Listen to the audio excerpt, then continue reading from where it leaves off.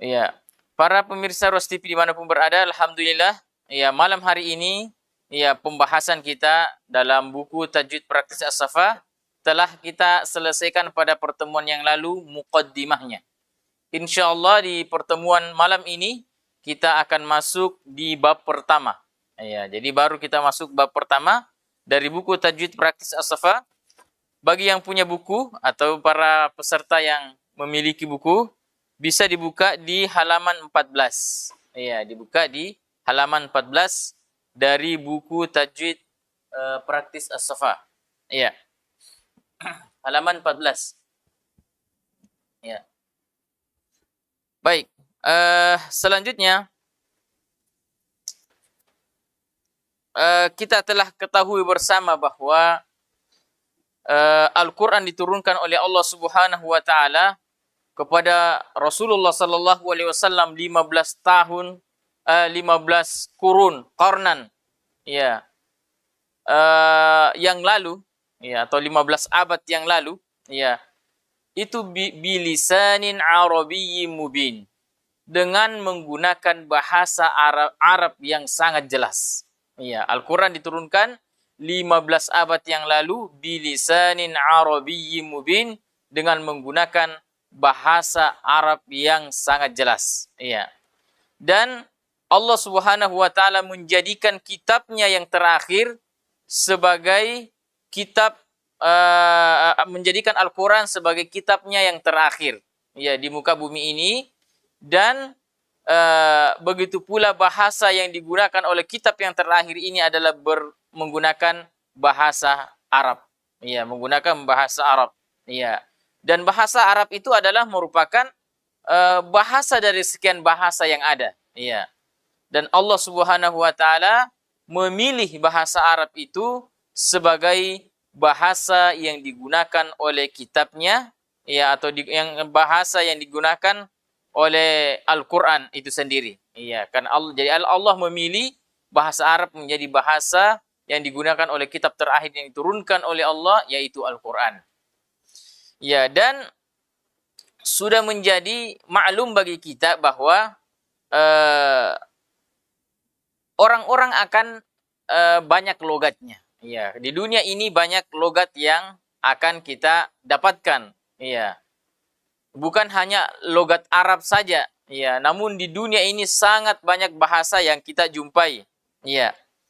Dan tentu ketika orang lain atau orang selain dari Arab atau disebut juga orang Ajam yang mencoba membaca atau melafalkan huruf-huruf Arab, terkadang ada saja ya di antara orang Ajam itu atau yang bukan orang Arab itu yang terkadang melakukan kesalahan di dalam menyebutkan huruf-huruf Arab itu.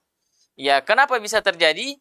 Karena mungkin dia belum tahu apa atau di mana tempat letak keluarnya huruf Arab tersebut. Iya. Dan tentu sudah biasa terjadi seperti itu.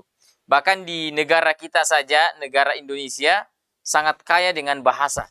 Iya, sangat kaya dengan bahasa dan sangat kaya dengan logat. Iya, sehingga ya macam-macam lagu, macam-macam logat yang kita dapatkan di Indonesia ini, sehingga ketika kita melafalkan bahasa Arab, terkadang logat-logat yang kita gunakan ini atau bahasa-bahasa yang digunakan oleh orang-orang Indonesia itu terkadang mempengaruhi bacaan Al-Qur'annya atau makhraj dari Al-Qur'an ketika ia melafalkannya.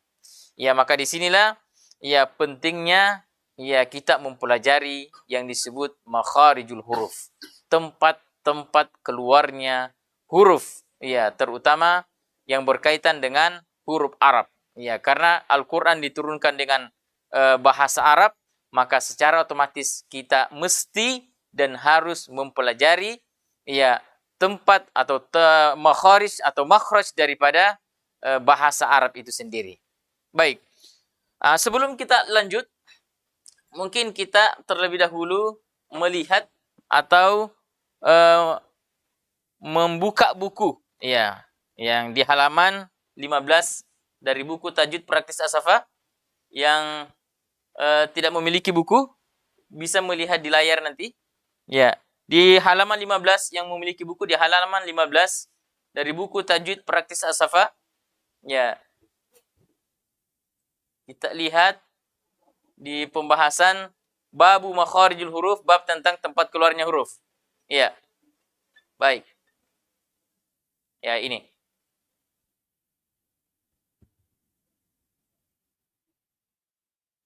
Baik. Di situ disebutkan hal pertama yang harus dilakukan oleh seseorang yang ingin belajar Al-Quran adalah mengucapkan huruf secara tepat dari makhrajnya.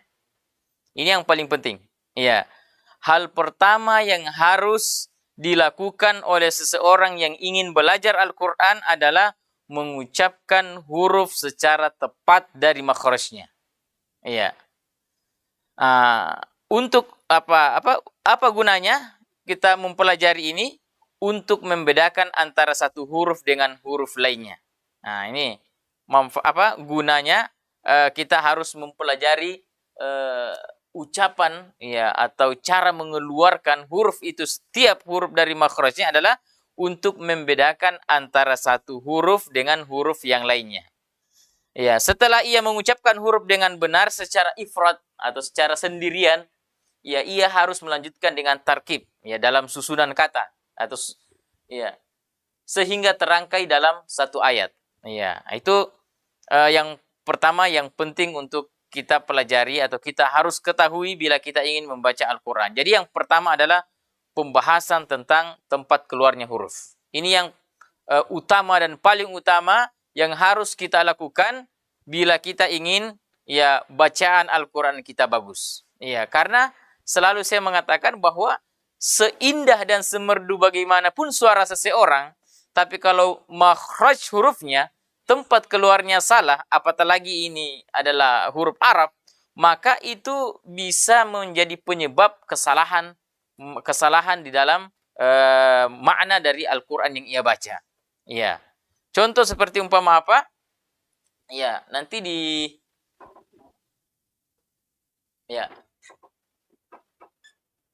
dalam contoh-contoh, ya di sini nanti kami disebutkan di sini contoh-contoh. Contoh seperti ini. Iya.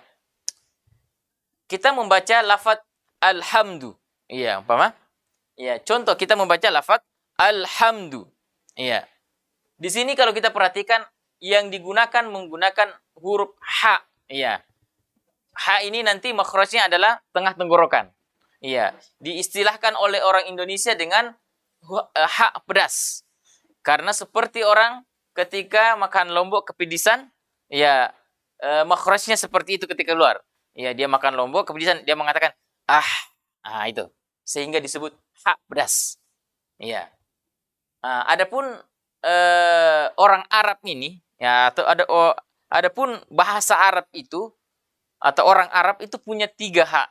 Ya, ada yang makhrajnya di pangkal tenggorokan, yang diistilahkan dengan hak besar, ya seperti kacamata ada 2 titiknya, ha, ya di lafadznya ha, ya seperti di lafadz ihdinas siratal mustaqim, hak di situ namanya hak besar, makhrajnya di pangkal tenggorokan. Kemudian ada yang tengah tenggorokan yang seperti ini, yang namanya hak pedas, ya. Kemudian orang Arab punya juga hak yang ujung tenggorokan, ya, ya, kho, khi, khu, bakh. Jadi orang Arab punya 3 hak. Ya. Kita orang Indonesia ya hanya punya 1 hak. Ya. Ha, ya hari-hari, ya hatinya hanya ya ha semua. Ya. Hak tidak jelas haknya makhrajnya di mana. Ya. Orang Arab sangat jelas makhrajnya dan harus dikeluarkan setiap huruf itu dari makhrajnya yang benar. Tidak boleh salah. Karena kalau salah akan fatal. Contoh seperti ini. Kita membaca surah Al-Fatihah. Alhamdu. Alhamdu. Pakai hak pedas. Ya, pakai hak seperti ini. Ya, artinya segala puji. Ya, hamdu, segala puji. Tapi coba kita rubah. Pakai hak yang begini. Ini hak besar ini. Yang di pangkal tenggorokan. Bunyinya jadinya alhamdu. Maka apa artinya? Segala binasa. Coba bisa dibayangkan? Ya, maknanya sangat jauh berbeda. Iya. Yang tadi alhamdu artinya segala puji, kalau kita pakai yang hak di pangkal tenggorokan menjadi alhamdu segala binasa. Nah, inilah salah satu manfaat, ya, salah satu tujuan kenapa kita harus belajar makharijul huruf, karena salah dalam pengeluaran makhraj ini nanti akan bisa merusak makna dari apa yang kita baca. Dan dalam kaidah di muqaddimah yang telah kita pelajari yang lalu, bahwa di antara kesalahan al-lahnul jali, kesalahan yang fatal ketika kita membaca Al-Quran adalah ketika seseorang membaca Al-Quran merubah makhrajnya. Seperti tadi, harusnya makhrajnya pakai ha, ya, tapi dia rubah menjadi ha. Ini namanya al-lahnul jali, kesalahan yang fatal, kesalahan yang merubah makna. Ini dilarang. Iya, ini dilarang. Iya, dan nyatanya sangat banyak yang terjadi. Ya, kita dengarkan orang membaca seperti ini. Dia baca alhamdu. Dia tidak baca alhamdu. Ya, kenapa tidak baca alhamdu? Karena orang Indonesia, kita sebagai orang Indonesia ini tidak memiliki huruf ha. Ya. Yang kita memiliki huruf ha. Ya, mungkin ya mendekati ke huruf ini, huruf ha besar. Bukan huruf yang ha pedas. Ya, al-ha. Ya. Jadi ini spesialis memang orang Arab yang punya. Ya, orang Indonesia ya tidak jelas ya makhrajnya yang hak yang mana. Ya. Maka kita sebagai orang Indonesia yang disebut orang ajam, orang yang bukan orang Arab, maka mestinya dan seharusnya ya kita harus banyak berlatih, melatih diri kita, melatih mulut kita agar supaya kita bisa melafalkan huruf ini dengan baik dan benar dari tempat keluarnya yang benar. Iya, maka disinilah pentingnya belajar. Iya, alhamdulillah kita telah belajar. Iya, kita telah belajar dan tidak ada istilah selesai belajar. Iya, mari terus kita belajar dan perjalanan pelajaran kita ini masih sangat panjang. Iya. Baik. Apa contoh lain? Contoh lain kesalahan kalau kita baca Al-Quran. Ini huruf ghain. Iya. Kita membaca dalam surah Al-Fatihah ghairil maghdubi. Huruf gha. Iya, cara melafalkan huruf gha dengan lembut. Gha, ri, gu. Ghairil. Iya. Orang Arab itu kalau melafalkan huruf ghain dengan tebal. Gha. Iya, tidak dibaca dengan ga. Biasa ada yang membaca gairil. Ini tipis. Orang Arab membacanya dengan tebal. Ghairil. Iya. Baik. Ini dapat ghain yang sukun. Jadi ghairil mau. Itu dibaca dengan tebal juga. Jadi tidak dibaca gairil mag. Itu tipis semua kalau seperti itu. Rasakan ketika kita membaca huruf ghain. Gha, ri, gu. Dengan lembut. Tapi ketika kita tarik sedikit tekanan suara kita, kita kuatkan tekanan suara kita, maka yang tadi lembut, gha, begitu diberikan tekanan yang lebih kuat, kho, maka berubah jadi kho. Jadi hati-hati. Ya, di sini pentingnya seorang guru mengajari kita. Ya, sini dibutuhkan guru untuk bisa melihat apakah kita sudah berbeda dalam pengucapan antara huruf ghain dengan huruf kho. Iya. Ya, gha itu dibaca dengan lembut, kho diberikan tekanan lebih kuat sedikit. Iya. Huruf ini, ya huruf ghain dengan huruf kho sama tempat keluarnya, sama-sama ujung tenggorokan. Iya. Tapi apa yang membedakannya? Iya, nanti akan kita lihat nanti dalam pelajaran-pelajaran kita selanjutnya. Yang membedakannya nanti adalah namanya sifatnya. Iya, sifat-sifatnya. Iya, yang jelasnya cara membacanya seperti itu. Harus kita bedakan antara membaca huruf gho dengan huruf kho. Iya, beda ya. Gho, kho. Iya. Maka tekanannya sudah bisa kita rasakan bahwa berbeda dalam tekanan. Iya, kalau gho agak lembut, kho agak keras. Iya. Ini beda. Coba kita lihat artinya. Kalau kita membaca ghairil maghdubi, artinya bukan orang-orang yang dimurkai.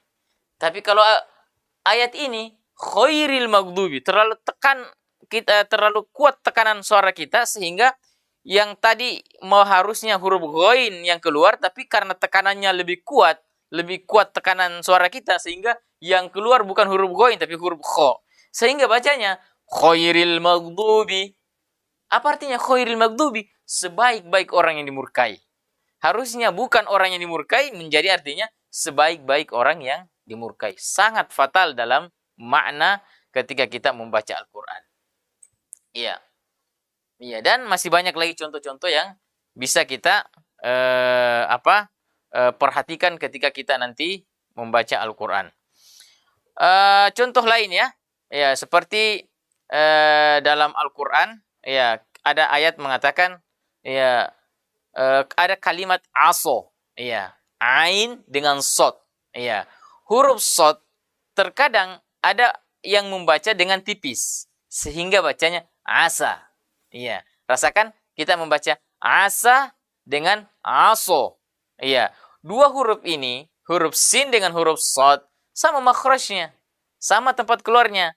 Iya, ujung lidah bertemu dengan pangkal gigi seri bawah. Namun, iya, dua huruf ini ketika salah pengucapannya, yang harusnya sin kita baca sod atau huruf sod kita baca sin, ini sangat jauh maknanya. Iya, aso adalah ayat asallahu. Nah, itu pakai sin. Asallahu itu artinya mudah-mudahan Allah.